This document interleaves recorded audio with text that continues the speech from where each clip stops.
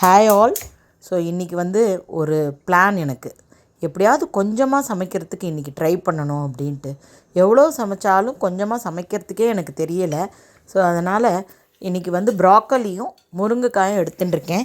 இந்த ப்ராக்கலி வந்து நாங்கள் யூஎஸில் இருக்கும்போது பேக்காக ஃப்ரோசன் கிடைக்கும். டெய்லி என்ன பண்ணுவேன், என் பொண்ணுக்கு சாயங்காலமாக லேசாக வதக்கிட்டு உப்பு அப்புறமா பெப்பரை பொரித்து அப்படியே போட்டு கொடுப்பேன். சாயங்காலம் ஸ்நாக்ஸ் மாதிரி. அது எங்களுடைய ஃபேவரெட் காயாக கடைசியில் இப்போ எடுத்து நேற்றுக்கு ஒரு வாங்கிட்டு வந்தார், எனக்கு அதை பண்ணி கொடு அப்படின்ட்டு. ஸோ அதனால் கொஞ்சமாக ஒரு சின்ன ப்ராக்கலியை வந்து பெப்பரும் உப்பு போட்டு வதக்கிட்டு அதுக்கப்புறமா முருங்கைக்காய் போட்டு வத்த குழம்பு பண்ணிக்கலாம். ரொம்ப நாள் ஆச்சு, பருப்பே தான் போடுறோமேன்ட்டு இன்றைக்கி வந்து முருங்கைக்காய் போட்டு வத்த குழம்பு பண்ணியிருக்கேன். இது ரெண்டுமே அளவு கம்மியாக தான் ட்ரை பண்ணியிருக்கேன். எவ்வளோ பண்ணாலும் 2 பேர் சாப்பிட்டதுக்கப்புறமா அகைன் இன்னொரு ரவுண்டு சாப்பிட்ற அளவுக்கு மீந்துடுறது. பார்க்கலாம் நான் இன்றைக்கி பண்ண அளவு எவ்வளோ மீறுறது இன்றைக்கி அப்படின்ட்டு தான் எனக்கு நானே ஒரு சேலஞ்சு வச்சு இன்றைக்கி நான் தளிகை பண்ணியிருக்கேன்.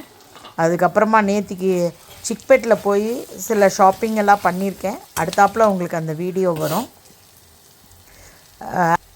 உங்களுக்கு எல்லாருக்கும் வீடியோ பிடிச்சிருந்ததுன்னா எல்லாருமே வீடியோவை லைக் பண்ணிவிட்டு பாருங்கள். பிடிச்சிருந்ததுன்னா உங்களுக்கு சப்ஸ்கிரைப் பண்ணிக்கோங்க. ஸோ இன்றைக்கி உண்டான சமையல் பார்த்தேன்னாக்கா மணக்க முருங்கைக்காய் வத்த குழம்பு ரெடியாக எடுத்து ப்ராக்கோலியை போட்டு வதக்கியாச்சு. சுட சுட சாதம் பண்ணிட்டேன். ஸோ இதெல்லாம் தான் இன்றைக்கி குட்டி பாத்திரத்தில் சமைச்சிருக்கேன். நேற்றுக்கு வேறு ரசம் மிஞ்சது வேறு கொஞ்சம் இருக்குது. எல்லாமா போட்டு இன்றைக்கி லஞ்ச் ரெடி.